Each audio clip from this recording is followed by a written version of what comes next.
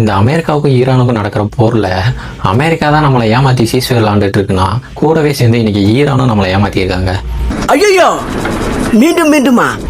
ஆக்சுவலாக என்ன நடந்துச்சுன்னா, வழக்கமாக எப்பயுமே ட்ரம்ப் தான் இந்த மாதிரி காலைல ஒரு நியூஸ் நாங்கள் போகிற நிறுத்திட்டோன்னு சாயங்காலம் ஆரம்பிப்பார்.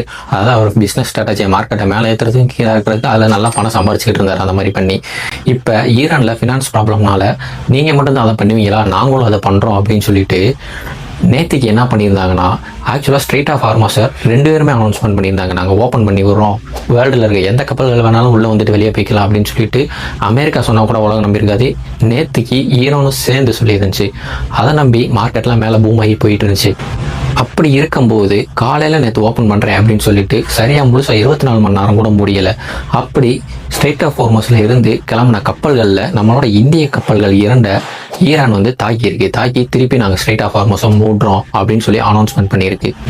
ஏன் இப்படி பண்ணுது அப்படின்னு கேட்டதுக்கு, அமெரிக்கா மட்டும்தான் சீஸ்ஃபயர் விளாடுமா, காலைல ஒன்று சொல்லிட்டு சாயங்காலம் ஒன்று சொல்லுமா, நாங்களும் அப்படிதான் அப்படின்னு சொல்லிட்டு இது மூலயமா மார்க்கெட்டை மேனிப்புலேஷன் பண்ணிட்டு நாங்களும் பணம் சம்பாதிப்போம் அப்படின்னு சொல்லியிருக்கு. ஆக்சுவலாக இது மட்டும் காரணம் இல்லை, இன்னொரு காரணமும் இருக்குது. ஈரான் கொஞ்சம் இறங்கி நாங்களும் ஓப்பன் பண்ண ஒத்துக்கிறோம் அப்படின்னு சொன்ன இந்த சமயத்தில் ட்ரம்ப் தன்னோட வேலையை மறுபடியும் காட்டியிருக்காரு. ஆக்சுவலாக என்ன சொல்லியிருக்காருன்னா, எந்த கப்பல்கள் வேணாலும் போய்கிட்டு எனக்கு எந்த பிரச்சனையும் இல்லை, ஆனால் ஈரான் கப்பல்கள் எதுவும் இந்த ஸ்ட்ரெயிட் ஆஃப் ஹார்மஸை தாண்டி போகக்கூடாது அப்படின்னு சொல்லிட்டு அவர் ஒரு நியூஸ் அனௌன்ஸ்மெண்ட் பண்ணியிருக்காரு. அப்போ எங்கள் கப்பல் மட்டும் போகக்கூடாதா, அப்போ எந்த கப்பலும் போகக்கூடாது அப்படின்னு சொல்லிட்டு ஈரான் மறுபடியும் ஸ்ட்ரெயிட் ஆஃப் ஹார்மஸை மூடியிருக்காங்க. ஆக்சுவலாக எப்படி மூடியிருக்காங்கன்னா, இந்த இமேஜில் உங்களுக்கு தெரியும். ஃபஸ்ட்டு ஈரான் அந்த சின்ன 33 கிலோமீட்டர் கேப் இருக்குது, அதில் ஃபில் பண்ணி ஈரான் க்ளோஸ் பண்ணியிருக்காங்க.